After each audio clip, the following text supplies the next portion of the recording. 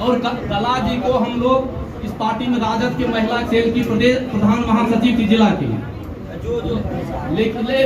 लेकिन यहाँ के ये भी हम लोग साथ आई है। इनका हम नूतन जी इनको स्वागत करेंगे।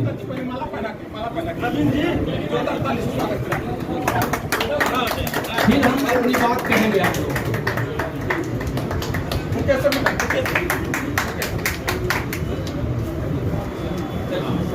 कला कुमारी की बहुत बेसिक लेडी है, जैसिंग महिला है, काफी मजबूत है, अच्छी वक्ता भी है।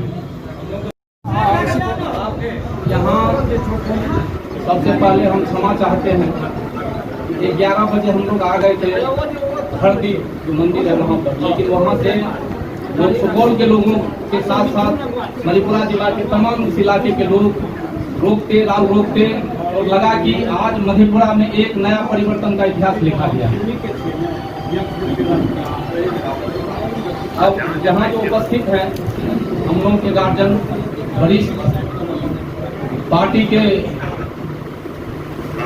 बड़े नेता, आदरणीय सांसद पूर्व सांसद पप्पू यादव जी के प्रतिनिधि के रूप में डॉक्टर अशोक कुमार यादव जी, और हम लोगों के गार्जियन सुरेंद्र बाबू, मुकेश कुमार यादव जी हैं, अनिल अनर जी हैं, पार्टी के वरिष्ठ नेता हैं, फाउंडर हैं ये लोग इस पार्टी के, अजीत बिहारी जी हैं, अनमोल बाबू मुखिया जी हैं, वो तो हमारे काफी करीब हैं,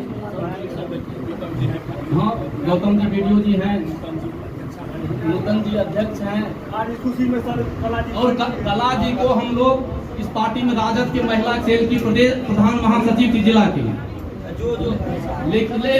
लेकिन यहाँ के ये भी हम लोग साथ आई है। इनका हम नूतन जी इनको स्वागत करेंगे।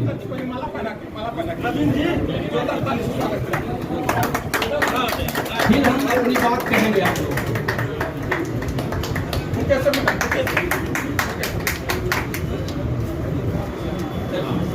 कला कुमारी की बहुत बेसिक लेडी है, जैसिंग महिला है, काफी मजबूत है, अच्छी वक्ता भी है। अब हम पत्रकार बंधुओं, आप सबों को कल से जो घटनाक्रम बदला है मधेपुरा के राजनीति में, उसके ऊपर और मेरे साथ जो घटना घटी विगत इस 2 महीनों में राजनीतिक पटना के से लेकर रांची और दिल्ली के गलियारों में, उस पर हम बात करना चाहते हैं। आप सबों को मालूम है कि मैं राष्ट्रीय जनता दल का सच्चा सिपाही, समर्पित कार्यकर्ता और नेता के प्रति और नेता के कार्यक्रम और विचारधारा के प्रति अपनी समर्पण भाव से विगत 15 वर्षों से लगा रहा। राष्ट्रीय जनता दल को सींचने में जो अपने खून पसीने के साथ साथ तन और मन और धन लगाया। 2010 में पार्टी ने मुझे उम्मीदवार बनाया बिहारीगंज से। उस दिन से लेकर के कल तक मैंने पार्टी के लिए अपना पूरी निष्ठा, पूरी समर्पण के साथ काम किया। लेकिन विगत दिनों जो निर्णय हुए, लोकतंत्र में चुनाव सबसे बड़ा हथियार है जनता के लिए। अगर लोकतंत्र, लोग कहते हैं कि टिकट कट गया इसीलिए पार्टी छोड़ दिया। 5 साल, 10 साल, 25 साल, 40 साल कोई भी व्यक्ति राजनीति इसलिए करते हैं कि हम जिस विचारधारा की राजनीति करते हैं उस विचारधारा को ला करके हम समाज में परिवर्तन लाएंगे। अगर हमारी सरकार बनेगी तो हम उस सरकार के माध्यम से जनता के बीच जनता के काम में आएंगे। विभिन्न तरह के काम, केवल सड़क पुल पुलिया काम नहीं है, उसके अलावा भी समाज निर्माण में बहुत सारे काम होते हैं जो लोगों को करना पड़ता है। और राष्ट्रीय जनता दल के आदरणीय नेता लालू प्रसाद जी जेल में बंद है विगत कई वर्षों से। यहाँ जो पटना में और बिहार में, बिहार की राजनीति को देख रहे हैं आदरणीय तेजस्वी यादव जी, उनको नेता मान करके लालू जी के प्रतिबिंब के रूप में हम लोगों ने उनका भी जिंदाबाद किया और सपना देखा कि बिहार का मुख्यमंत्री बनाए। लेकिन मित्रों, दुख के साथ कहना पड़ रहा है, मधेपुरा जिला के ही नहीं पूरे बिहार के राष्ट्रीय जनता दल के एक अगर किसी कार्यकर्ता जो पटना गए हो 1 दिन के लिए 10 दिन के लिए, उनसे अगर बात करेंगे आप तो आपको लगेगा कि तेजस्वी यादव जी का गेट विगत 2 महीनों में कार्यकर्ता नेता जो पूरे खून पसीना से पार्टी को सींचा है उसके लिए नहीं खुला। वो केवल रात को या गेट उसके लिए खुलता था जिससे बड़ी बड़ी गाड़ियां हैं, बड़े घर हैं या वो पैसे वाले हैं। तो और लगातार लोग, जैसे हम तो बुरे शब्दों में ये कहते हैं कि कुत्ते और बिल्ली की तरह लोग भटकते रहे सुबह से लेकर शाम तक, रात से लेकर 3 बजे 4 बजे सुबह तक उस गेट पर लगे रहे लोग, लेकिन दर्शन भी नहीं हुआ।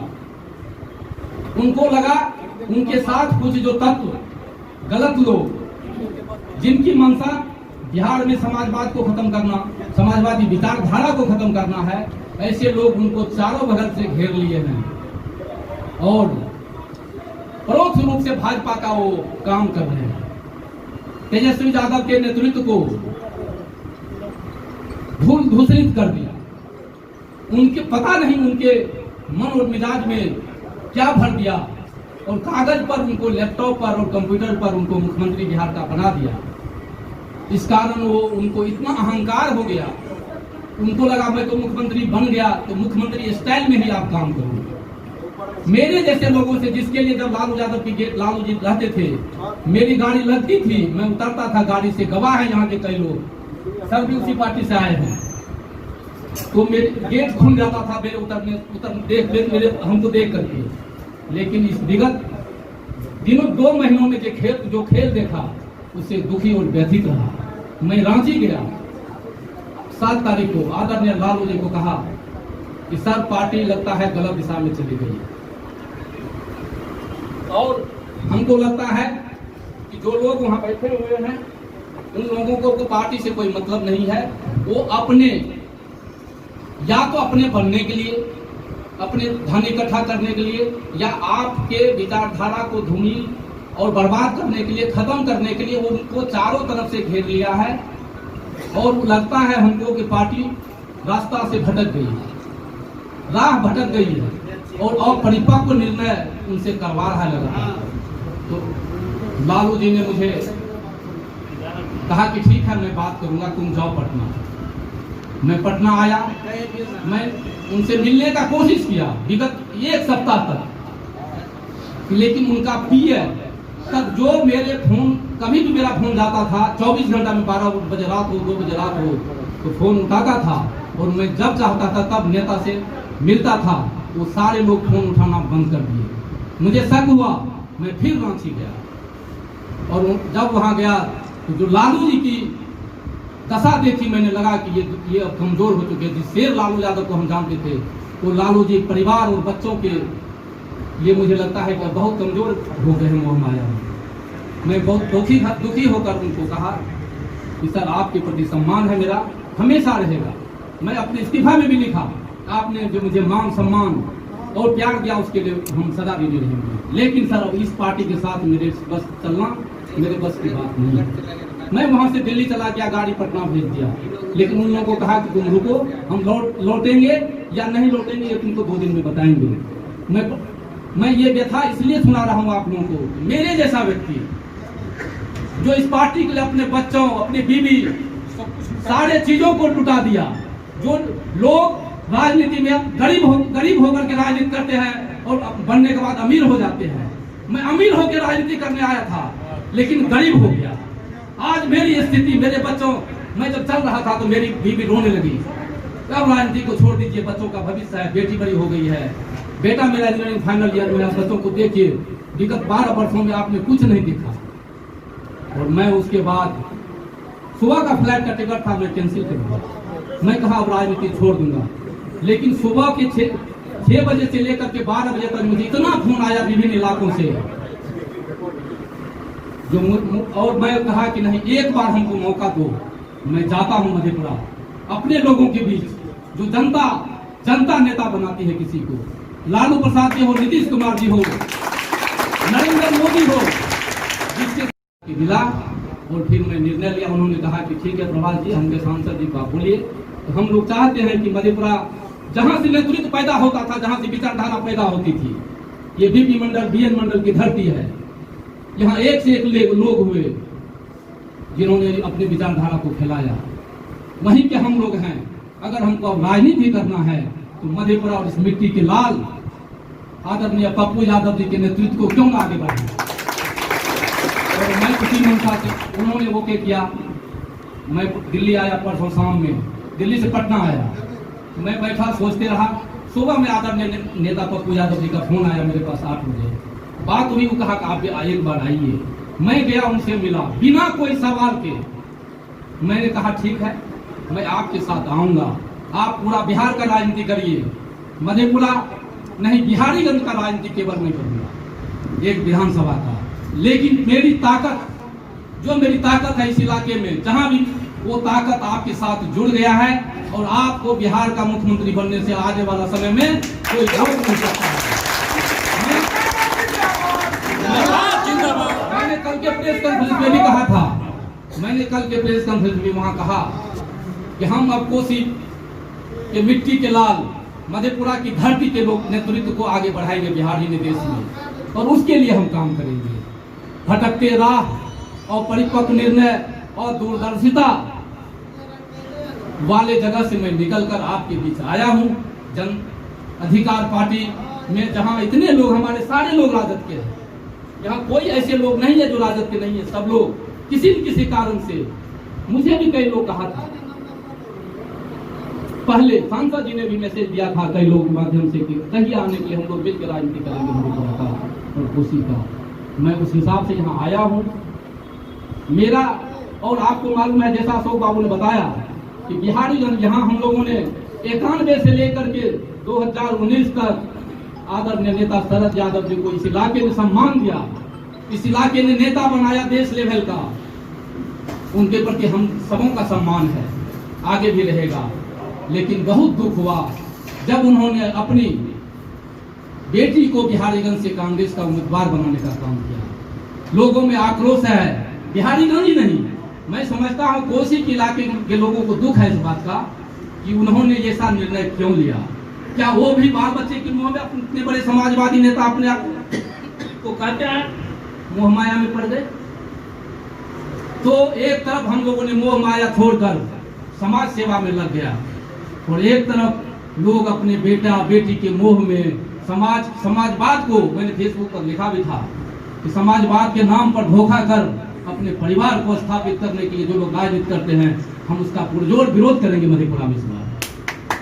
और आप तमाम पत्रकार बंधुओं से आग्रह है कि आप लोग मेरा साथ दीजिए, मेरा नहीं जन अधिकार पार्टी का साथ दीजिए, आदरणीय पप्पू यादव जी का साथ दीजिए, और मधेपुरा से परिवर्तन की शुरुआत करेंगे हम। और जहाँ तक मेरी जानकारी, मैंने सांसद जी को कल कहा आप मधेपुरा लड़िए, क्योंकि यहाँ से मुझे सैकड़ों लोग फोन करते थे जब मैंने पार्टी ज्वाइन किया।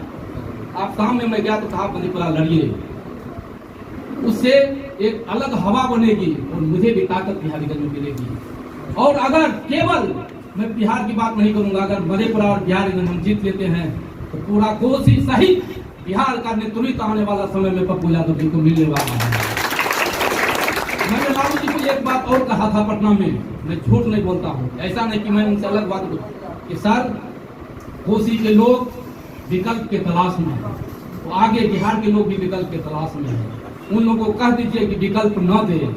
लोग उनको नेता मान रहा था, लेकिन जो निर्णय हुआ पूरे बिहार में, उस निर्णय के खिलाफ आपका जो आधार बोर्ड था, जो समर्थक था, वो टूट गया है। तो इन तमाम बातों के बाद मैं एक बात और कहना चाहता हूं, आदरणीय पूर्व सांसद पप्पू यादव जी ने पटना में आज ऐलान कर दिया वो मधेपुरा विधानसभा से चुनाव लड़ेंगे। आप तमाम लोगों की आवाज को सुनकर, और हमने भी रात में 11 बजे तक वही था, आग्रह किया कि आप आइए, आप लड़िए, आप भारी मतों से जीतेंगे। हम तमाम लोग, आप पूरा बिहार हेलीकॉप्टर से घूमिए, प्रचार करिए, जिताइए। मधेपुरा के लोग आपको देखना चाहते हैं, क्योंकि विगत 2 वर्षों में आपने मधेपुरा को छोड़ दिया है, मधेपुरा पे लगाम हो चुकी है। आप आइए, यहाँ की जनता आपके साथ है, आपकी राह देख रही है, और उस दिन से वो भी आएंगे आप लोगों के बीच, और आप लोगों के आग्रह को उन्होंने मान लिया है। इन तमाम बातों के साथ भरा है, तो मदद करने में किसी से चुपते न जात देखते न धर्म देखते हैं, और उनके साथ मिलकर के हम लोग यहाँ से परिवर्तन के इतिहास को लिखेंगे।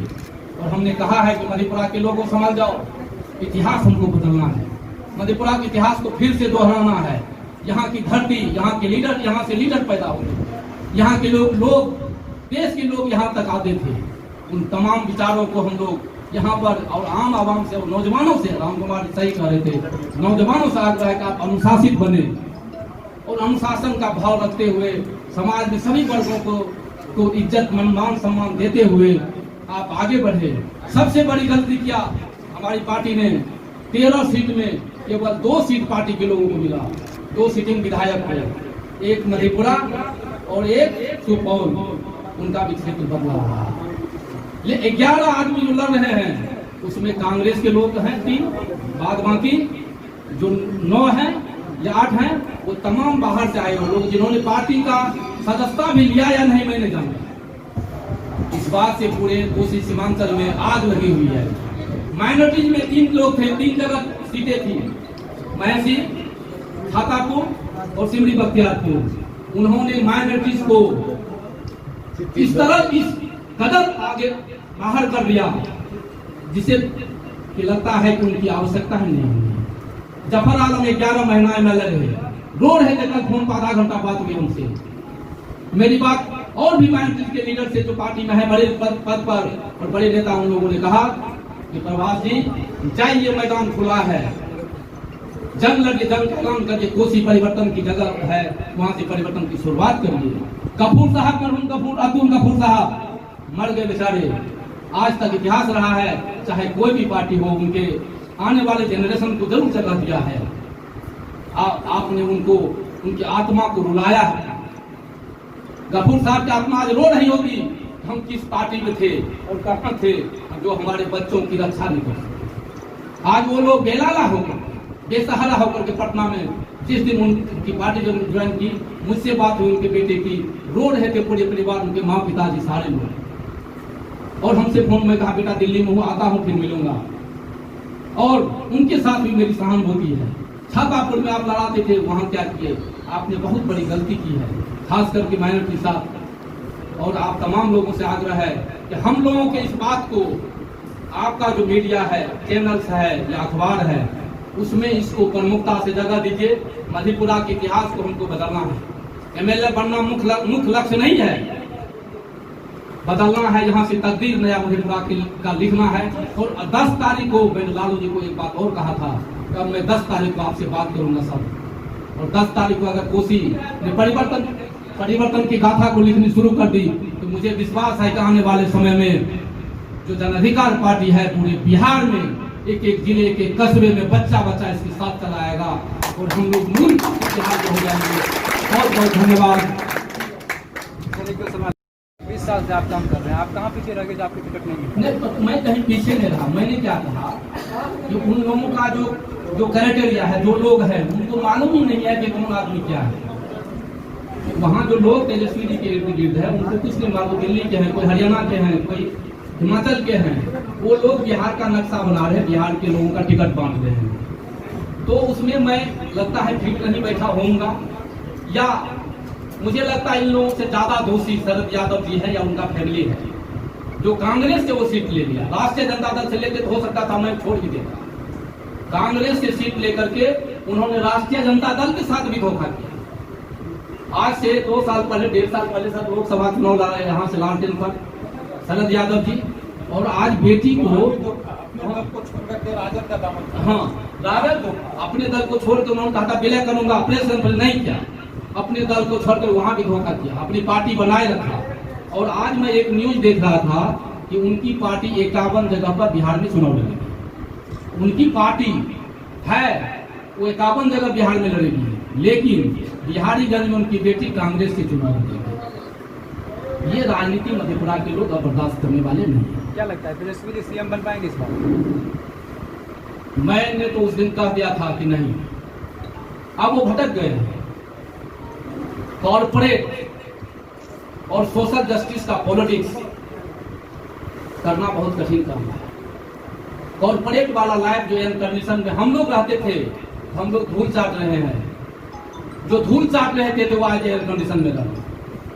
तो मुझे लगता है कि संभव नहीं है, और हमको लगता है बिहार के लोग उनके नेतृत्व को स्वीकार नहीं करेंगे। अच्छा, क्या कारण है कि मुसलमानों को जगह नहीं दी जा रही है आगे? मुझे इसमें कुछ नहीं कहना है, क्यों नहीं जगह दिए हैं, ऐसा नहीं जगह दिए हैं। आप क्यों तेजस्वी क्यों नहीं देते? तेजस्वी जी के बीच जो साथ, वो चाहते हैं कि इनके साथ आपका जो खूंटा मजबूत होता है, जो आदमी गांव में 5 भाई रहता है मजबूत हट्टा कट्ठा, वो किसी से नहीं डरता है, तो आपके 4 भाई को अलग कर देगा। और आप जो सोच रहे हैं कि खुदरा जोड़ करके आप मुख्यमंत्री बना देंगे, ये चीज उनके दिमाग में बैठा दिया है, जिस कारण से वो भटक गए हैं और अपरिपक्वता के साथ निर्णय लेते हैं।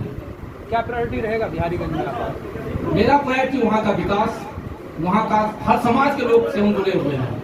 मुझे लगता है 10 वर्षों में कोई आदमी शिकायत करने वाले नहीं होंगे, चाहे वो किसी भी जात हो।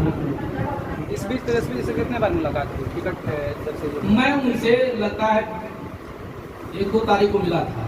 उसमें उन्होंने मुझे कहा था, प्रभास जी हमके बिहारीगंज का सुन रहे थे, कहा आप मेरे पास ऑप्शन है। तो हमको लगा कि यहाँ छोड़ेंगे मधेपुरा का, मधेपुरा का काफी शिकायत था, तो लेकिन जब उन्होंने फोन उठाना बंद कर दिया तो मुझे लगा कि नहीं, उनको दे रहे हैं, क्या कारण से देना नहीं चाहते थे।